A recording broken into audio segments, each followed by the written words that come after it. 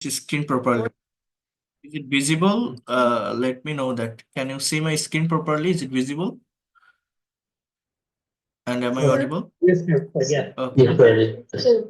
Okay. So I'm going to start it. Here you can see. আমাদের 8 প্রকার part of স্পিচের ভিতর preposition একটি গুরুত্বপূর্ণ পার্ট অফ স্পিচ, কারণ যে কোনো বাক্য তৈরি করতে হলে বেশিরভাগ সময় প্রিপোজিশনের ব্যবহার প্রায় প্রতিটা বাক্যে হয়ে থাকে। এজন্যই এই লেসনটিতে প্রেপোজিশনের বিস্তারিত ব্যবহার শিখব, কারণ প্র্যাকটিক্যাল স্পিকিং অ্যান্ড রাইটিং এ প্রেপোজিশনের সঠিক ব্যবহার জানা গুরুত্বপূর্ণ। প্রেপোজিশন একটি সেন্টেন্স বা বাক্যের অলংকার। বুঝবেন, মনোযোগ দিয়ে বুঝবেন। কি বলছে? প্রেপোজিশন একটি সেন্টেন্স বা বাক্যের অলংকার। অলংকার যেমন একজন মানুষের সৌন্দর্য বাড়িয়ে দেয়, তেমনি বাক্যে প্রেপোজিশন ব্যবহারের মাধ্যমে বাক্যের অর্থের সৌন্দর্য বেড়ে যায়। প্রি শব্দের অর্থ হচ্ছে পূর্বে, আর পজিশন শব্দের অর্থ হচ্ছে অবস্থান। অতএব যে ওয়ার্ড নাউন বা প্রোনাউনের পূর্বে বসে সেন্টেন্স এর সাথে অন্য কোনো ওয়ার্ডের সম্পর্ক স্থাপন করে তাকে প্রেপোজিশন বলে। হি গোস টু স্কুল, সে স্কুলে যায়। এই স্কুলটা কি? হ্যাঁ, ইউ ক্যান সি এটা একটা নাউন অ্যাজ এ ওয়ার্ড, এটাকে টু বসছে, এটা একটা preposition. We live on rice, আমরা ভাতের উপর নির্ভর করে বাঁচি, মানে ভাত খেয়ে বাঁচি। সো রাইসের আগে অন বসছে, রাইস কি একটা noun. I come from UK, UK means United Kingdom. সেই ফ্রম, অন, টু এগুলো হচ্ছে প্রেপোজিশন। অর্থাৎ এই প্রেপোজিশনটার কথা কি বলছে দেখেন, বলছে যে প্রি শব্দের অর্থ পূর্বে, পজিশন শব্দের অর্থ অবস্থান। এমন কোন ওয়ার্ড যে ওয়ার্ড নাউন অথবা প্রোনাউনের পূর্বে অবস্থান করে, পূর্বে বসে, তাকে আমরা প্রিপোজিশন বলি। এই কথাটা বলছে। এখন এর আগে কি বলছে? যে এটা একটা বাক্যের অলংকার, মানে একটা ছেলেকে আপনি যদি কোট, বুট, শার্ট, টাই পরান, দেখতে যেমন সুন্দর লাগে। একটা মেয়েকে আপনি হাতে চুড়ি, কানের দুল, নাকের নোলক এগুলো পরা, সিনেমার নায়িকাদের সাজায় না, বা নতুন বউকে সাজায় না যে বিয়ে করতে যায়, সাজালে যেমন দেখতে সুন্দর লাগে, একটা বাক্যে প্রেপোজিশনের ব্যবহার করলে বাক্যের সৌন্দর্য বেড়ে যায়। প্রেপোজিশন একটা সেন্টেন্স বা বাক্যকে অলংকৃত করে, গর্জিয়াস করে। প্রেপোজিশন একটা সেন্টেন্স বা বাক্যের কি করে? সৌন্দর্য বর্ধন করে। অর্থাৎ প্রেপোজিশনকে যদি ব্যবহার করতে না পারেন, একটা বাক্যে ইউজ করতে না পারেন, তাহলে একটা সেন্টেন্স বা বাক্য খাপছাড়া খাপছাড়া মনে হবে। খাপছাড়া মানে কি? একটা ওয়ার্ডের সাথে আরেকটা ওয়ার্ডের যে পারফেক্ট কানেকশন, এই কানেকশনটা আপনি ঘটাতে পারবেন না। একটা পার্টিকুলার সেন্টেন্সের ডেফিনেশন কি, যারা আমার ক্লাসগুলো করছেন, প্রত্যেকটা ক্লাসে একটা কথা বলি না, যে for making any kinds of English sentences, we have a particular structure. The structure is, first of all, we need a subject, and in the place of subject, we have to use noun or pronoun. After the subject, we use verb, then extension, and in the place of extension, we can use object or complement or adverbials. So in this way, we can make any kinds of English sentences by using this structure. So এখানে প্রেপোজিশনের প্লেসটা কই, প্রেপোজিশনের জায়গাটা কই দেখেন। এই যে object বা complement বলছি না, এই অবজেক্ট বা কমপ্লিমেন্টের জায়গায় মোস্ট অফ দ্য টাইম আমাদের নাউন বসে বা প্রোনাউন বসে। ঠিক এর আগে, অর্থাৎ এইরকম এইরকম একটা পজিশনে, ভার্বের পরে অবজেক্ট বা কমপ্লিমেন্ট এর আগে, ঠিক এইরকম একটা পজিশনে মূলত এই প্রেপোজিশনটার অবস্থান বা প্লেস হয়ে থাকে। প্রেপোজিশন মূলত ঠিক এই এই যে একটা স্ট্রাকচার বলছি, এই স্ট্রাকচারের এইরকম একটা জায়গায় ব্যবহৃত হয়ে থাকে, এইরকম একটা জায়গায়। এই যে ইয়েলো কালার যেটা হাইলাইট করছি, কোথায়? অবজেক্ট বা কমপ্লিমেন্টে যদি নাউন বা প্রোনাউন থাকে, ঠিক তার আগে এইরকম একটা প্লেস বা অবস্থানে আমার প্রিপোজিশন বসে থাকে। ঠিক আছে, পার্ট অফ স্পিচ গুলোর ভিতরে। আচ্ছা, আমরা যদি একটু দেখি, সামনে আসি, দেখেন এখানে লেখা আছে প্রেপোজিশন ডিকশনারি। অর্থাৎ প্রেপোজিশনাল যে ওয়ার্ড গুলো আছে, এই ওয়ার্ড গুলোর অ্যাকচুয়াল মিনিং বা অর্থ ওইভাবে হয় না। এক একটা প্রেপোজিশন বিভিন্ন সেন্সে ব্যবহৃত হতে পারে, বিভিন্ন কারণে, বিভিন্ন প্লেসে আমরা এটাকে ব্যবহার করে থাকি। বাট মেইনলি কোন জায়গায় ব্যবহৃত হয় সেটা আমি আপনাদের এই প্রেপোজিশনস ডিকশনারি থেকে দেখাবো। এখানে আমি সুন্দরভাবে তুলে দিয়েছি। এটা যদি ভালোভাবে আপনারা বুঝতে পারেন, ডেভেলপ করতে পারেন, তাহলে প্রেপোজিশনের যে ব্যবহারটা আছে, এখানে 30টা প্রেপোজিশনের ডিটেলস ইউজ বা ব্যবহার দেওয়া আছে, এইটা শিখতে বা এটা জানতে বা এটা নিয়ে কোনো ধরনের প্রবলেম আপনার ফেস করতে হবে না, যদি আপনারা এই যে জায়গাটার কথা বললাম এইটা একটু ভালোভাবে কাভার করতে পারেন। তা তা না হলে এইখানে আমি যদি গতানুগতিক ধারায় করাতে যাই অনেক সময় লেগে যাবে, আপনাদের বুঝতেও প্রবলেম হবে এবং ইভেন একদিনে আপনারা শেষও করতে পারবেন না। তো এবং এই প্রিপোজিশন একটু বড়, এই টপিকটা একদিনে শেষও হয় না ওইভাবে, তারপরেও যতটা পারা যায় আমি বোঝানোর চেষ্টা করব। তো দেখেন, আহ আমরা ততটুকুই পড়বো যতটুকু নিতে পারি, খুব বেশি পড়তে যাব না, কারণ এখানে তো আমি আসি আপনাদের সঙ্গে, আপনাদের পড়াচ্ছি, পড়াবো, থাকবো, সবকিছুই দেখাবো, কোনো ধরনের প্রবলেম হবে না। তো দেখেন, যেটা বলছি, প্রিপোজিশন ডিকশনারি প্রথমত যে ব্যবহারটা সেটা হচ্ছে টু। এই টু এর ব্যবহারটা কোথায় হয়? এই টু এর ব্যবহারটা আচ্ছা, আমি এখানে লিখতে গেলে আমার একটু প্রবলেম হবে, আমি এটা আলাদা স্লাইড থেকে দেখাই আপনাদের।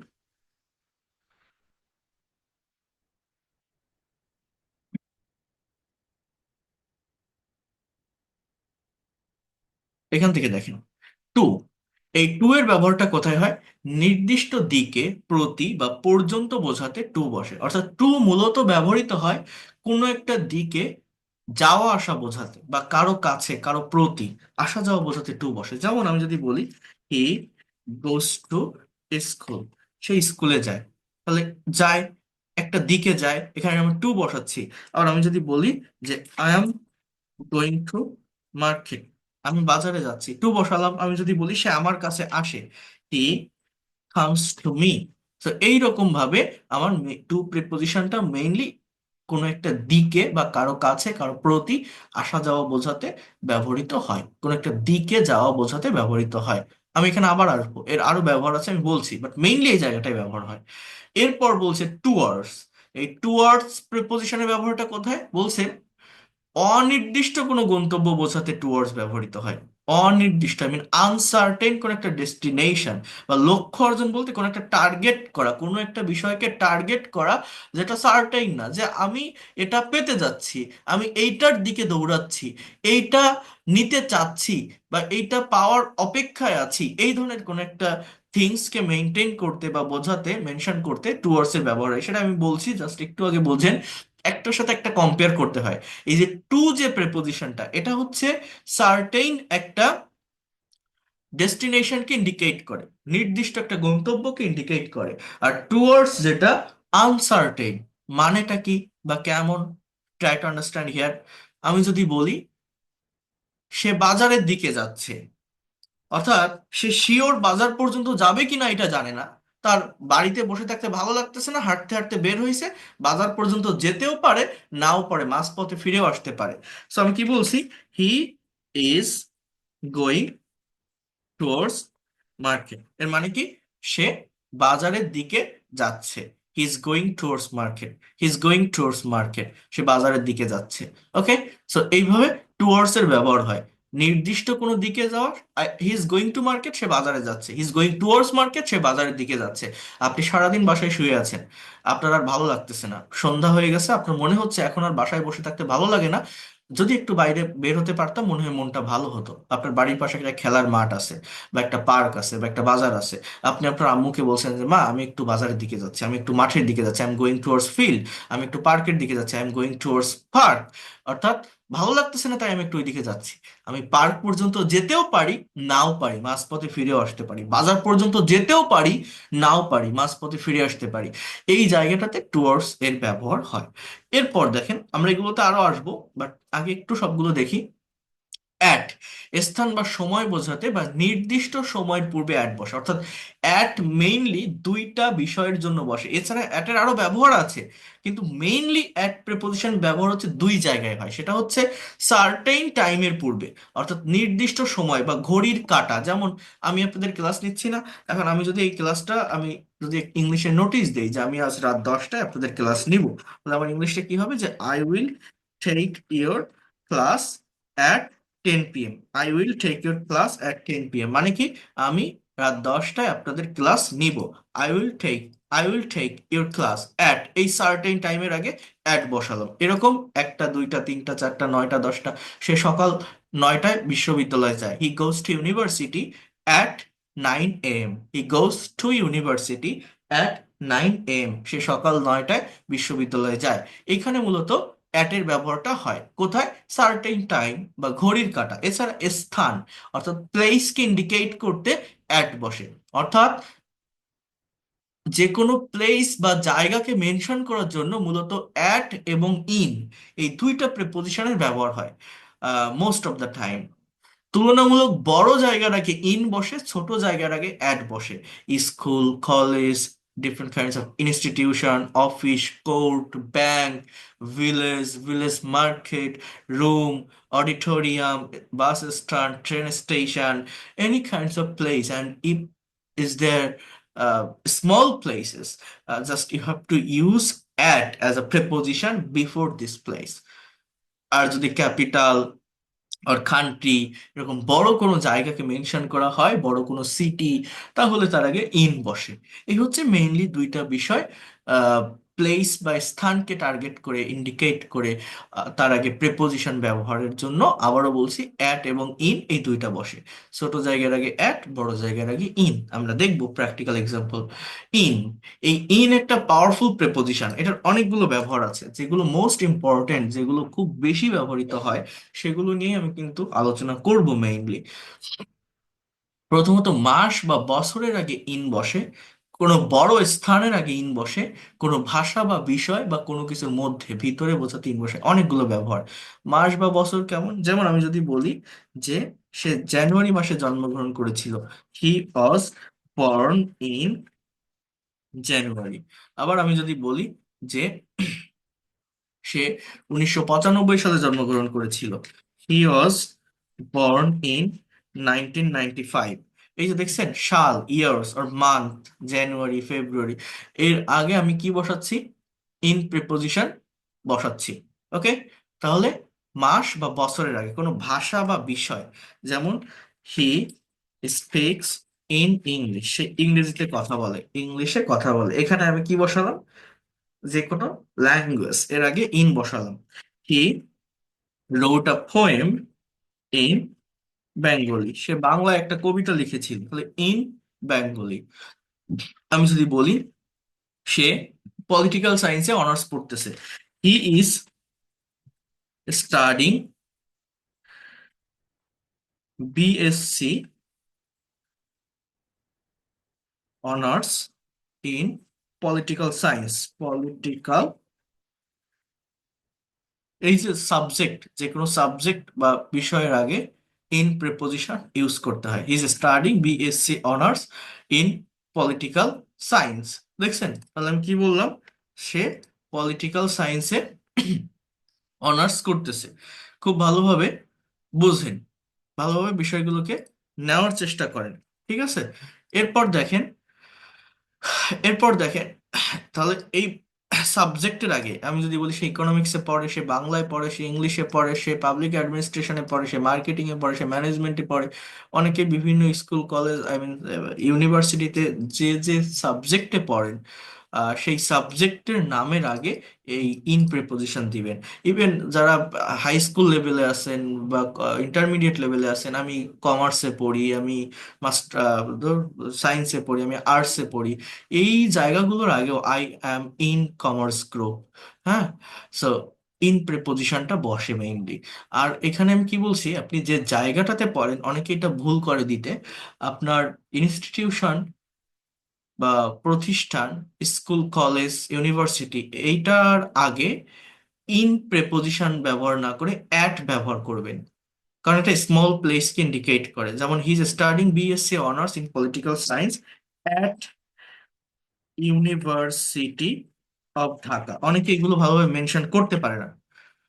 আমি যদি বলি what's your educational qualification, from where have you completed your graduation, or where are you studying right now, এই কোশ্চেন যদি আমি অ্যাপ্লাই করি, বিভিন্ন ভাইভাতে এটা করে না, টিচার্স, অফিসার্স, আমরা সঠিকভাবে অ্যান্সার দিতে পারি না, সঠিকভাবে প্রেপোজিশন ব্যবহার করতে পারি না। অনেকে বলে I am studying department of English, university of Comilla, অর্থাৎ সেন্টেন্সের একটা ওয়ার্ডের সাথে একটা ওয়ার্ড কানেক্টেড হয় না।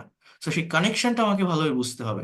আপনি যদি এখানে ইংলিশে পড়েন, সো আপনি বলেন, যদি ঢাকা কলেজে পড়েন যে I am studying BA honors in English at Dhaka College. I'm studying BA honors in Bangla or MA in Bangla at Eden Mohila college.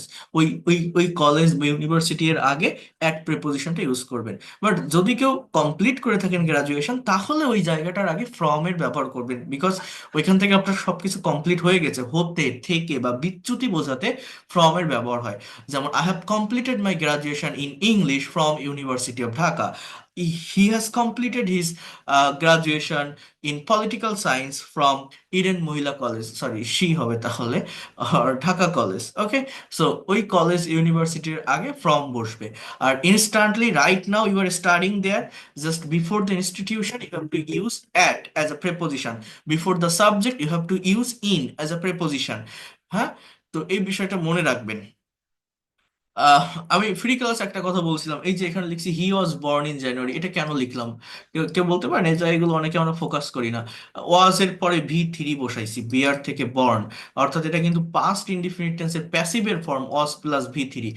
ওয়াজ এর পরে আমরা যদি ভার্বের সঙ্গে আইএনজি বসে, কিন্তু আমি ভি3 কেন বসালাম? এটা হয় কখন? যখন প্যাসিভ ভয়েস হয়, বাট সাবজেক্ট তো হি, অ্যাক্টিভ দেখাচ্ছে না এখানে, প্যাসিভের কোনো কিছু আছে, বাই মি বাই হিম এরকম আছে, বাট এটা কেন লিখলাম? অনেকে কিন্তু আমরা এগুলো বুঝি না। আমি যদি বলি সে 2020 সালে মারা গিয়েছিল, ইংলিশ কি হয় জানেন? He died in 2020। He died in 2020। তাহলে এখানে কিন্তু আমি কোনো অজয়ের বসালাম না। ডাই মানে মারা যাওয়া, এর পাস্ট ফর্ম হচ্ছে ডাইড। কোনো অজয়ের বসাইছি? বসাইনি। কিন্তু এখানে ওয়াজ বর্ন কেন লিখলাম? এগুলো কেউ বোঝেন? ভার্বের এই বিষয়গুলো, ফাংশনগুলো। এখানে ওয়াজ বর্ন কেন লিখলাম? এর কারণ হচ্ছে এই বাক্যটা প্যাসিভ ভয়েস, বাট আমরা এটা বুঝি না, এটা দেখা যায় না। বাট এইটা past indefinite active. Past indefinite টেন্সের অ্যাক্টিভের স্ট্রাকচার হচ্ছে সাবজেক্ট প্লাস ভি টু, ভার্বের past form plus object. Passive হচ্ছে subject plus was were plus ভি3। তো এটা প্যাসিভ কেন বলছি? এটাকে হি ওয়াজ বর্ন প্যাসিভ কেন বলছি? একটা ব্যক্তি যখন জন্মগ্রহণ করে, তখন সে নিজে নিজে জন্মগ্রহণ করতে পারে না, সে কিন্তু তার মায়ের পেটে থাকে, সে কিন্তু ইনঅ্যাক্টিভ অবস্থায় থাকে। তার মা তাকে জন্ম দেয়, অর্থাৎ আরেকজনের দ্বারা সে হয়। অর্থাৎ কাজটা কিন্তু অন্য কেউ করে। মানুষ জন্ম নেওয়ার সময় সে কি নিজে নিজে কোনো কিছু করে? তাকে জন্ম দেওয়া হয়, তার মা জন্ম দেয়। এটা বিভিন্ন কবি, লেখক, সাহিত্যিক, নোবেলিস্ট, এদের জন্মশালা আমাদের অনেক সময় ডেসক্রাইব করতে হয় না, ইংলিশে লিখতে হয় না। ফর এক্সাম্পল, রবীন্দ্রনাথ ঠাকুর 1861 সালে জন্মগ্রহণ করেছিল, আমি কোনো এক জায়গায় ডিসক্রাইব করছি এই বিষয়টা। So was born in 1861। কারণ কি? কারণ একটা মানুষ নিজে নিজে জন্মগ্রহণ করতে পারে না, তাকে জন্ম দেওয়া হয়, তার মা তাকে জন্ম দেয়, তার মায়ের পেট থেকে সে বের হয়। জন্মগ্রহণ করার সময় সে ইনঅ্যাক্টিভ থাকে, এই জন্য এগুলো প্যাসিভে লিখতে হয়। অর্থাৎ ওয়াজ ওয়্যার প্লাস বর্ন ভি3, যে কোনো মানুষের জন্মসাল বর্ণনা করতে গেলে তুমি কবে জন্মগ্রহণ করেছিলে, হ্যাঁ, সো আপনাকে এটা বলতে হবে যে আই ওয়াজ বর্ন ইন, এই যে কোনো সালের নাম বা মাসের নাম যেটাই আপনি মেনশন করেন। আর উম, মারা যেতে পারে একজন মানুষ নিজে নিজে, সে নিজেই মরতে পারে। মারা যাওয়ার সময় সে অ্যাক্টিভ থেকেই মরে, তাহলে আপনি সেখানে পাস্ট ইনডেফিনিট অ্যাক্টিভের স্ট্রাকচার ব্যবহার করতে পারেন। আমি যদি বলি রবীন্দ্রনাথ ঠাকুর 1941 সালে মারা গিয়েছিল, so Rabindranath Tagore was, sorry, just died in 1941। Just diet, কোনো ওয়াজ ওয়ার হবে না সেখানে, ডাই এর পাস্ট ফর্ম ডায়েট। এই হচ্ছে বিষয়, এই বিষয়গুলো আমাদেরকে বুঝতে হয়, নেওয়ার চেষ্টা করতে হয়। এই দেখেন, যাই হোক, এটা বুঝলে বুঝলেন, না বুঝলে থাক, বাদ দিন। এরপর দেখেন, অ্যাবাউট মানে সম্পর্কে, এগুলো এক কথায় উত্তর হয়ে যায়, এটা অত কঠিন কিছু না। বিটুইন, দুইজন ব্যক্তির মধ্যে বোঝাতে বিটুইন প্রিপোজিশনটা বসে। দুইজনের ভিতরে একটা রিলেশন, যেমন divide the apple between Rahim and Karim, Rahim এবং করিমের মধ্যে আপেলটা ভাগ করে দাও, এখানে এই বিটুইন প্রিপোজিশনের ব্যবহার হয়। কি বললাম? Divide the apple between Rahim and Karim. Among, দুইয়ের অধিক ব্যক্তির মধ্যে বোঝাতে অ্যামং বসে। Divide the apple among Rahim Karim and Jasim, এই আপেলটা রহিম, করিম এবং জসিমের মধ্যে ভাগ করে দেওয়া। অর্থাৎ দুইজন ব্যক্তির মধ্যে কোনো কিছু বোঝাতে, বিটুইন, দুইয়ের অধিক ব্যক্তি বা বস্তুর মধ্যে বোঝাতে আমার কিসের ব্যবহার হয়? আমার অ্যামং প্রিপোজিশনের ব্যবহারটা হয়ে থাকে। এরপর দেখেন, ট্রাই টু আন্ডারস্ট্যান্ড হিয়ার,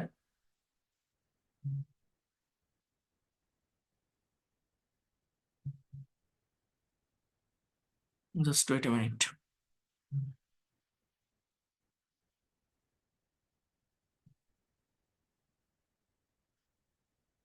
এটা আন্ডারস্ট্যান্ড হিয়ার, এগেইনস্ট মানে বিরুদ্ধে, অ্যাক্রস মানে অতিক্রম, আফটার মানে পরে, বিফোর মানে আগে, এগুলো জাস্ট এক কথায় উত্তর হয়ে যায়, আমি দেখাবো। এটা কঠিন কিছু না বা অতটা প্রবলেম না। Just wait a minute. Then on, স্থির বস্তু স্পর্শ করে বোঝাতে অথবা কোনো বার বা তারিখের পূর্বে অন বসে। এই অনের ব্যবহারটা মূলত কোথায় হয়, জাস্ট ভালোভাবে বোঝেন। এই অন এখানে বলছে বার বা তারিখের আগে। আমরা জানি অন মানে কি, মানে অনের অ্যাকচুয়াল অর্থটা কি। অন মানে আমরা জানি উপরে, অন মানে কি উপরে, ইন মানে কি ভিতরে, এরকম জানি না। কিন্তু দেখেন এখানে বলছে কোনো বার বা তারিখের পূর্বে অন বসে, এইটাও আমি আপনাদের সামনে ক্লিয়ার করেছিলাম। যেমন আমি কি বলছি দেখেন, ইংলিশ ল্যাঙ্গুয়েজে টাইম রিলেটেড প্রেপোজিশন আছে তিনটা। আমাদের কি বললাম, টাইম রিলেটেড প্রেপোজিশন। এই প্রেপোজিশন হচ্ছে তিনটা। সেটা কি, অ্যাট, অন এবং ইন। কি কি, অ্যাট, ইন, আর একটা হচ্ছে অন। যেমন অ্যাট কোথায় বসে বললাম, যে সার্টেইন টাইমের আগে, ঘড়ির কাটার আগে অ্যাট বসে। যেমন he goes to school at 9 AM, সে সকাল 9টায় স্কুলে যায়। He goes to school at 9 AM, ঘড়ির কাটার আগে অ্যাট আমার বসে প্রিপোজিশন। আর ইন মাস বা বছরের আগে।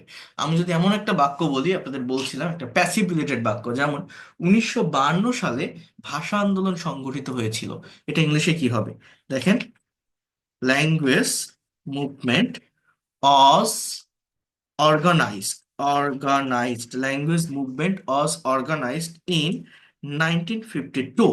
Language movement was organized in 1952. So এখানে আমার ইন প্রেপোজিশনটা বসছে দেখছেন। আবার আমি যদি বলি আহ আহ, ফেব্রুয়ারি মাসে আন্তর্জাতিক মাতৃভাষা দিবস পালন করা হয়, এটা ইংলিশে কি হবে দেখেন, international mother language day. Mother Language Day is observed, OBSERVD. International Mother Language Day is observed in February.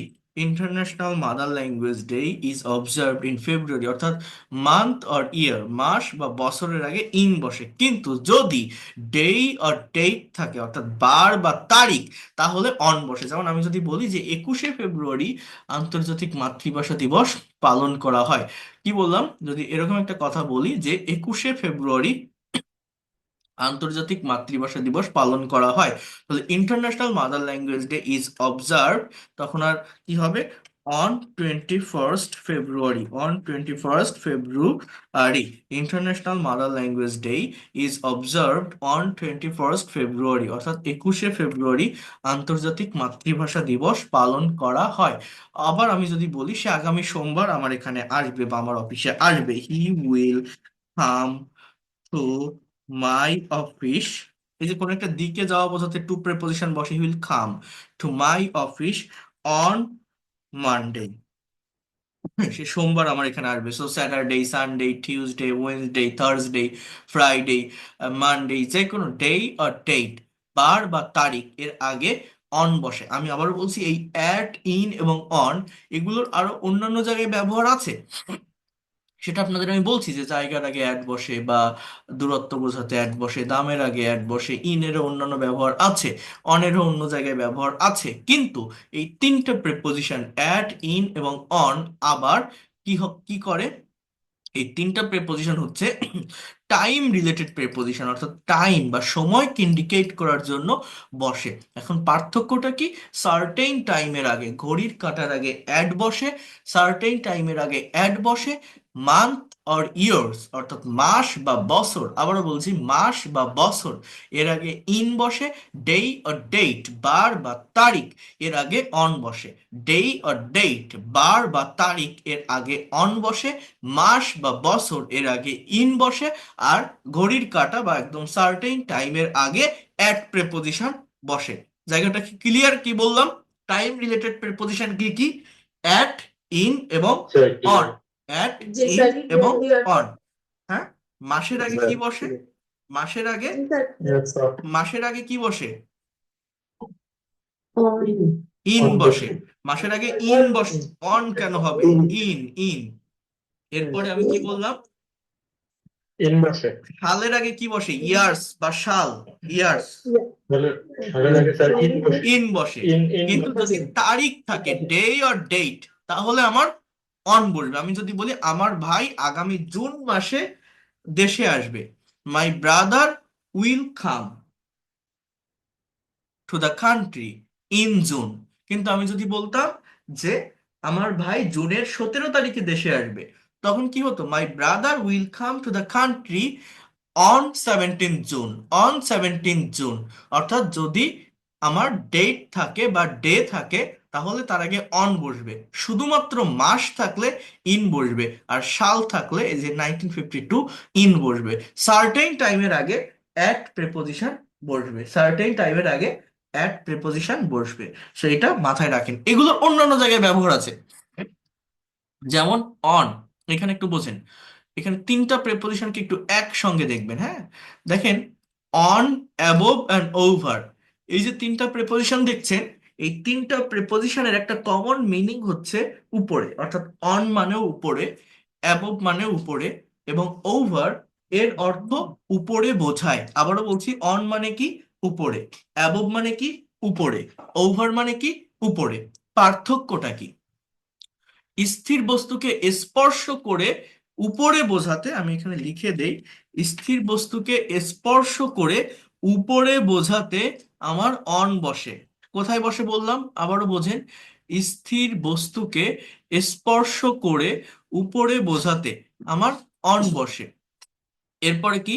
কোনো বার বা তারিখের পূর্বে, মানে স্থির বস্তুকে স্পর্শ করে কোনো কিছু থাকা বোঝাতে, হ্যাঁ, স্পর্শ করে বোঝাতে, জাস্ট এখানে এটা লিখলাম না, স্থির বস্তুকে স্পর্শ করে বোঝাতে অন বসে। মানে আপনার এটাকে কি বলে? মনে করেন আমি এখন আপনাদের ক্লাস নিচ্ছি, এখন আমার টেবিলের উপর একটা ল্যাপটপ আছে, একটা ডেস্কটপ আছে, একটা পানির বোতল আছে, একটা কফির কাপ আছে, একটা মোবাইল আছে, একটা মাউস আছে, এইগুলো সব আমার টেবিলকে স্পর্শ করে আছে না? এই যে স্থির বস্তুকে স্পর্শ করে কোনো কিছু আছে, এই জায়গাটাতে, হ্যাঁ, আমার অনের ব্যবহারটা হচ্ছে। অন মানে তো আমরা জানি উপরে, তাহলে কোন জায়গায় একটা স্থির বস্তুকে স্পর্শ করে থাকে? যেমন the mobile is on my table, the bottle of water is on my table, okay, the mouse is on my table, the laptop is on my table. এগুলো হচ্ছে কোথায়? আমার টেবিলের উপরে। সো এই জায়গাটায় অন প্রেপোজিশনের ব্যবহার হবে। অ্যাবভ, স্থির বস্তু স্পর্শ না করে উপরে বোঝাতে অ্যাবভ বসে। যেমন আমি এখন আপনাদের ক্লাস নিচ্ছি, এখন আমার মাথার উপর একটা সিলিং ফ্যান আছে, একটা কারেন্টের বাল্ব আছে, লাইট আছে, একটা এয়ার কন্ডিশন আছে, এসি আছে।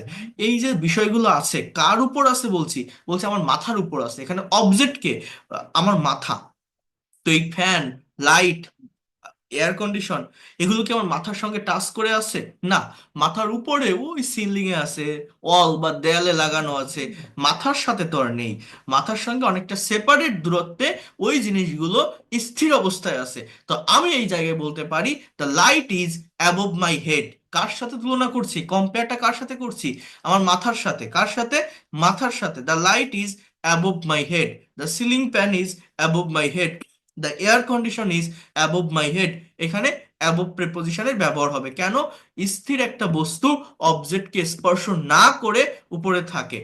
স্থির একটা বস্তু অবজেক্টকে স্পর্শ করে থাকে বোঝালে অন, স্পর্শ না করে উপরে থাকে বোঝালে অ্যাবভ। আর অবজেক্টকে স্পর্শ না করে কোনো কিছু চলমান যদি থাকে, স্থির থাকবে না, কোনো কিছু চলমান যদি থাকে, তাহলে ওভার প্রিপোজিশনের ব্যবহার হয়।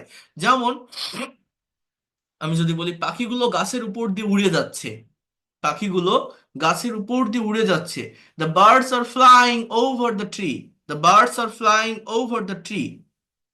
এছাড়া দেখেন, প্লেনটা এইমাত্র উড়ে চলে গেল, the plane is going over the land, the plane is going over the land. Cricket খেলায় দেখবেন একটা ব্যাটসম্যান যখন সিক্স মারে, কমেন্ট্রিতে বলে lofted six over the boundary, এরকম বলে, দেখবেন কমেন্ট্রি শুনলে বুঝতে পারবেন। এটা কেন বলে? যখন একটা ব্যাটসম্যান বলে হিট করে, বলটা গ্রাউন্ডকে স্পর্শ না করে একটা গতিশীল অবস্থায় গ্রাউন্ডের উপর দিয়ে, মাঠের উপর দিয়ে গ্যালারিতে গিয়ে পড়ে, ওই যে গ্রাউন্ডের উপর দিয়ে একটা গতিশীল অবস্থায় যাচ্ছে, গ্রাউন্ডকে স্পর্শ না করে, এখানেই ওভারের ব্যবহার হয়। The ball is going over the ground, হ্যাঁ। So that is the things.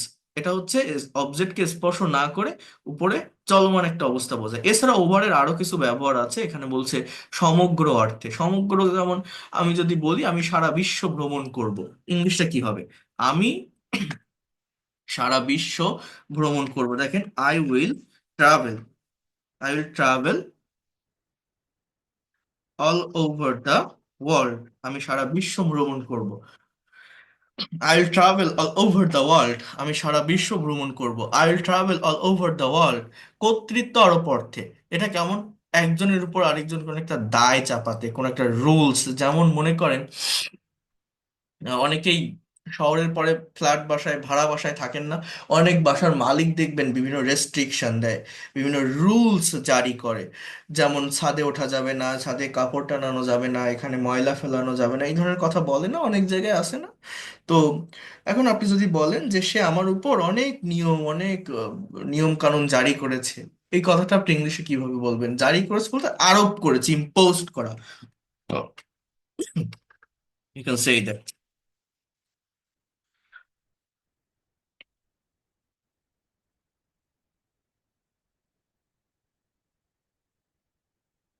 The owner of this house, অর্থাৎ এই বাড়ির মালিক, the owner of this house has imposed over me many rules। কি বললাম? The owner of the house has imposed over me, over me মানে আমার উপর অনেক নিয়ম জারি করেছে। এখানে চাই that rules and regulation. Okay, so এইখানে ওভারের ব্যবহার হয়, অর্থাৎ সে আমার উপর কর্তৃত্ব খাটাচ্ছে, তাই না? বিপরীত বা অন্য পাশে বোঝাতে ওভারের ব্যবহার হয়। এই ওভার, এরপরে দেখেছিলাম এই যে ইন, এগুলো কিন্তু অনেক বেশি ব্যবহার, তো এগুলো একটু বেশি করে ফোকাস করবেন এবং দেখে রাখবেন। ইনের ব্যবহারটা ওই রকম, মাস বা বছরের আগে বসে, বিষয় বিষয়ের আগে বসে, ভাষার আগে বসে। তো এগুলো কিন্তু একটু দেখতে হবে, বড় জায়গার আগে বসে। আমি যদি বলি আমি ঢাকায় বাস করি, আই লিভ ইন ঢাকা। আমি যদি বলি আমি বাংলাদেশে বাস করি, আই লিভ ইন বাংলাদেশ। আমি যদি বলি আমি বাংলাদেশের ঢাকায় বাস করি, ওই দুইটা জায়গা যদি মেনশন করা থাকে, ছোট জায়গার আগে অ্যাট, বড় জায়গার আগে ইন, যেমন I live at Dhaka in Bangladesh, এরকম কিন্তু বলা যায়। হ্যাঁ, এরপর দেখেন,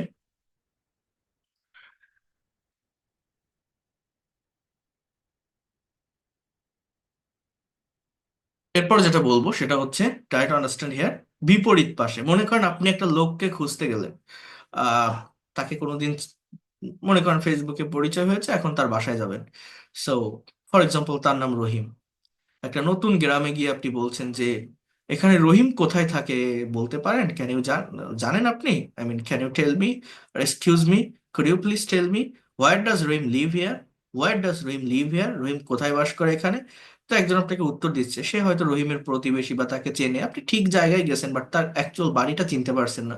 তো আপনি সে বলছে যে রহিম তো নদীর ওই পারে বাস করে। মনে করেন আপনি যেখানে গেছেন তার বাড়ির সামনে একটা নদী আছে, তার ওই পারে তার ওই প্রতিবেশী বা নেইবার্স রহিমের বাসা। তো সে বলছে রহিম তো নদীর ওই পারে বাস করে, রহিম তো ব্রিজের ওই পারে বাস করে, রহিম তো খালের ওই পারে বাস করে, রহিম তো, এরকম আমরা বলি না যে he live over the road, he live over the bridge, he live over the canal, he live over the river. তো এই যে ওই পারে, অন্য পারে, বিপরীত পাশে, এইটা বোঝানোর জন্য আমার এই ওভার প্রেপোজিশনের ব্যবহার হয়। এগুলো যা যা আমি মুখে বলছি সবগুলো তো লিখছি না, সবগুলো লেখা আছে এখানে, ডিটেলস ব্যবহার দেওয়া আছে, আপনারা পড়লেই বুঝতে পারবেন। এরপর দেখেন, আন্ডার, কোনো কিছুর নিচে বোঝাতে বা কারো চেয়ে বয়সে ছোট বোঝাতে। আন্ডার, বিলো, অবস্থান বা পদমর্যাদা বা গুণগত মানের দিক থেকে নিচে বোঝাতে। এর অ্যাকচুয়াল একটা পার্থক্য কি জানেন? আমি যদি আপনাকে একটু বলি, এই আন্ডার মানেও নিচে, বিলো মানেও নিচে, বাট মেইন পার্থক্যটা হচ্ছে এরকম, কোনো একটা অবজেক্টকে যদি কোনো কিছু কাভার করে রাখে তাহলে আন্ডার বসে, যদি কাভার না করতে পারে তাহলে বিলো বসে। কেমন এটা? মনে করেন আমি এখন পড়াচ্ছি, পড়াচ্ছি না, এখন আমার এই যে টেবিলটা, এই টেবিলের নিচে একটা বিড়াল বসে আছে। ওকে, আমার পোষা একটা বিড়াল, মনে করেন সে বসে আছে। এখন আমি উপর থেকে যদি ওই বিড়ালটাকে না দেখতে পাই, বিড়ালটা টেবিলের নিচে যদি না দেখতে পাই, তাহলে ওই টেবিলটা কি করছে? বিড়ালটাকে কাভার করে রাখছে, বিড়ালকে মোটে দেখাই যাচ্ছে না। তাহলে আমি বলতে পারি the cat is under the table, the cat is under the table. এই এই বিড়ালটা টেবিলের নিচে আছে। কিন্তু মনে করেন ওই বিড়ালটা টেবিলের নিচে আছে বাট যে কোনো একটা সাইডে আছে, একটা পাশে আছে। আমি এখানে বসে আছি, এখান থেকে আমি বুঝতে পারছি বিড়ালটা কোথায়, ইভেন আমার দেখাও যাচ্ছে। উপর থেকে টেবিলের সোজা তাকালে বিড়ালটাকে আমি দেখতে পারছি। অর্থাৎ টেবিল বিড়ালটাকে ঢেকে রাখতে পারতেছে না। এরকম জায়গায় আমি বলতে পারি the cat is below the table, এরকম কিন্তু বলা যায়। এই জায়গাটা একটা জাস্ট প্র্যাকটিক্যাল একটা এক্সাম্পল বললাম, এর আরো ব্যবহার আছে দেখাবো। এরপর বাহাইন্ড মানে পিছনে, বিয়ন্ড নির্দিষ্ট সময় পর বা কল্পনার বাইরে বা সামর্থ্যের বাইরে বোঝাতে বিয়ন্ড বসে, এটাও আমি বলছিলাম আপনাদের।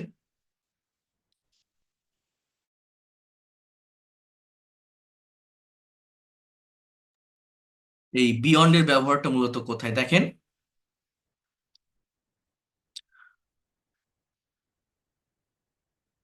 এটা একটা প্র্যাকটিক্যাল উদাহরণ দিয়েছিলাম, আপনাদের মনে আছে কিনা যে আহ, আপনি একটা বাইক কিনতে যাবেন এখন, ফর এক্সাম্পল আপনি ইয়ামার শোরুমে গিয়ে R15 ভার্সন 3 এই বাইকটা কিনবেন যার দাম 4.5 লাখ টাকা। এখন ওইখানে গিয়ে আপনার আরেকটা বাইক পছন্দ হয়েছে, মনে করেন MT15 ভার্সন 2 যার দাম 5,25,000 টাকা, বাট ওই বাজেট তো আপনার কাছে নেই, ওই টাকা তো আপনার কাছে নেই। এখন ওই বাইকটা আপনার কিনতে ইচ্ছা করছে বাট আপনি কিনতে পারছেন না, বাইকটা আপনার সাধ্যের বাইরে, সামর্থ্যের বাইরে। তো তখন আপনি বলতে পারেন the price of this bike,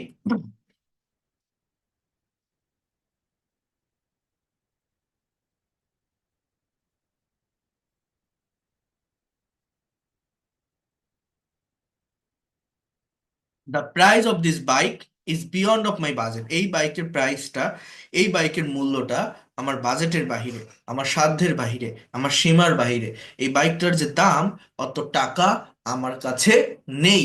এইখানে আপনি কিন্তু বিয়ন্ড প্রিপোজিশনের ব্যবহার করতে পারেন। Try to understand me. Then একটা ড্রেস কিনতে গেছেন, সেই ড্রেসের যে দাম, যে মূল্য, ওই টাকা আপনার কাছে নেই, একটা শপিং মল থেকে আপনি কিনবেন। সো কি বলতে পারেন, the price of this dress is beyond of my budget, the price of this dress is beyond of my budget. এরকম ভাবে বিয়ন্ড এর ব্যবহারটা হয়। ইনটু মানে কি, প্রবেশ বা গতিশীল অবস্থা, রূপ পরিবর্তিত হওয়া বা দলে দলে ভাগ হওয়া বোঝাতে ইনটু বসে। কেমন সেটা, যেমন মনে করেন বাইরে থেকে ভিতরে কোনো কিছু প্রবেশ করতেছে, অ্যাক্সেস করতেছে, একটা ছেলে বাইরে আছে হঠাৎ করে দৌড়ে এসে ভিতরে ঢুকলো, you can say that the boy entered into the room, the boy entered into the room, ছেলেটা রুমে প্রবেশ করলো, রুমে ঢুকলো, রুমে আসলো। এখানে হচ্ছে ইনটু এর ব্যবহার হয়।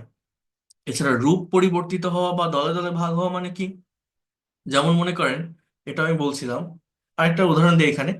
মনে করেন একটা ট্রেনের টিকিট কেটে রাখছেন, এখন জাস্ট টাইমে স্টেশনে পৌঁছাতে পারেননি, ট্রেনটা ছেড়ে দিল, ঠিক তেমন টাইমে আপনি আসলেন, এসে ওই ছেড়ে দেওয়া ট্রেন কেবল আস্তে আস্তে চলা শুরু করছে, আপনি দৌড়ায় গিয়ে উঠতে যাচ্ছেন।